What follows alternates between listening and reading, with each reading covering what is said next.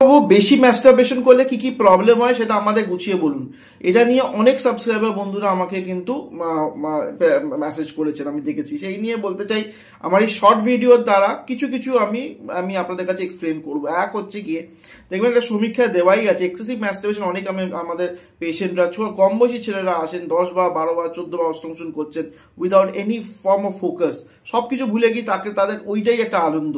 কিন্তু কি হচ্ছে, কম বয়স তখন তো বুঝতে পারছে না পেলভিক মাসল কন্ট্রাকশন হচ্ছে, এতে কিন্তু ল্যাকটিক অ্যাসিড জেনারেট হচ্ছে এবং অক্সিডেটিভ ড্যামেজ, যে অক্সিডেটিভ স্ট্রেস যেগুলো মলিকুলস থাকে সেগুলো শরীর থেকে বেরোতে পারছে না, কারণ বারবার ম্যাস্টারবেশন, বারবার সেমিনাল এমিশন হচ্ছে।